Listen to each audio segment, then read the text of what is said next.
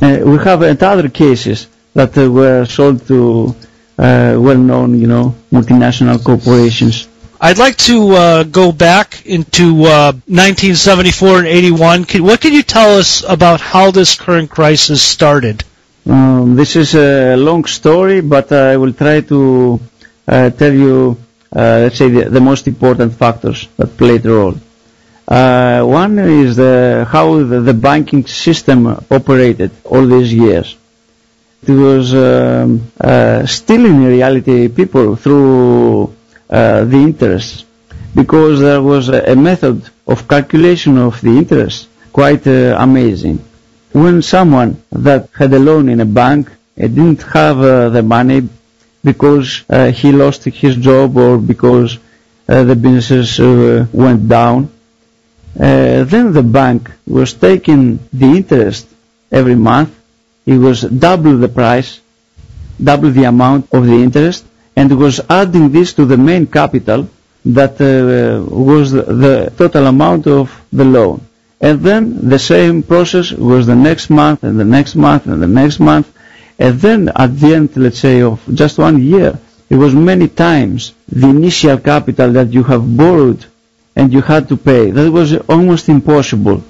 So a very big number of businesses in Greece were ruined by this way. And not only businesses, but also individuals. Because another technique that were making the banks, what they were doing, when you were starting not paying normal reduces, never were telling you what is the amount of money you have to pay in order to finish with your debt. So they were cutting in slices your own property, and they were taken by the bank, piece by piece. And then one day you were waking up and you had nothing, and at the same time you continue, to have to pay money to the bank.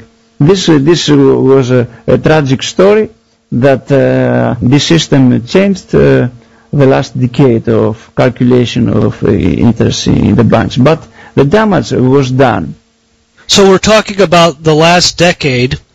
This is the kind of the time frame, and we've had the last decade became much, let's say, normal, the system. But before, since 1974, it was this ruin, let's say, process against the properties of Greek people. So we're talking about high interest rates is the main root of this. Yes. And this is done. Was this done because of the banking system, or the euro, or both? No. It was the Central Bank of Greece, which is a private bank that belongs to well-known Zionist world bankers that carried out this catastrophic policy against the Greek economy and against the Greek population. So Greece also has a private banking system, central banking system, just like the United States has one, a very famous one known as the Federal Reserve. Yes, the same, is not only Greece, is all over Europe the same, Western Europe, I mean. But now that we are in Eurozone, this role is played by the Central European Bank, which is quite the same. So the Central European Bank has not helped the situation either for Greece. Yes, it's not helping, and I will tell you a recent example. The last loan that was taken by the Greek government, Greek government paid an interest of 6.2%. And what happened? The banks got a loan of 1% by the Central Bank of Europe, and with this loan, with this money of this loan, then provided the relevant amount of money to the Greek bank, and the Greek government had to pay now an interest of 6.2. So you see, Greece didn't have the right straight to get loan from the Central European Bank, but he had to do through specific bankers, international bankers, who are making this kind of transaction. Can you identify more specifically who these international bankers are that are pocketing the difference in interest rates between the Central European Bank and what they're collecting from the Greek bank? Okay, quite known, like Goldman Sachs, JP Morgan of England, some banks that belongs to Rothschild family of Switzerland, and there are some local, Greek banks who are connected with these interests of Rockefeller and so on. It doesn't seem like the Central European Bank is exercising a lot of exercising a lot of oversight when they hand off the money to these guys, and these guys turn it around to lend it to Greece. Why didn't the Central European Bank simply give Greece the money, maybe not at 1%, but maybe at 3% or something like that, and help out the Greek economy a little bit? This is quite a good question, but the answer is very simple. The Central European Bank is not a bank that belongs to the states that are participating in Euro system currency, is a private bank that belongs to certain interests, private interests of the well-known world Zionist bankers.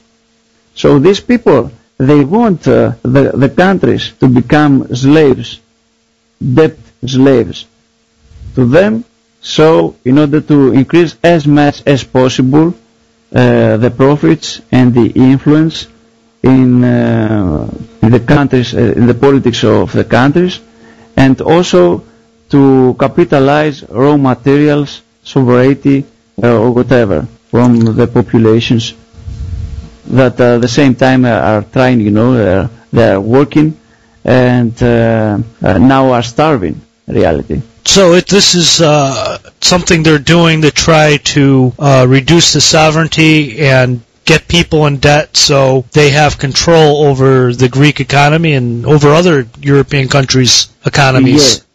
Yes, and at the same time, you see they have a master plan and they have some targets where there is a hierarchy. At the same time, they are destroying the middle class, the middle social economic class, and this is quite good for them because they know that the middle class is the class that is the average worker, the man who is more close to the national identity, and are the people who built the countries, who fought in the wars, and the people that have the better dynamics and the potential of a true revolution and change.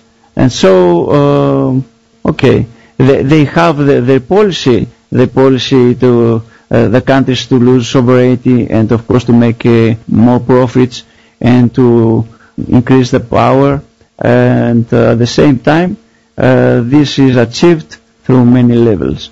Well, you bring up a very good point. We're seeing in the last decade or two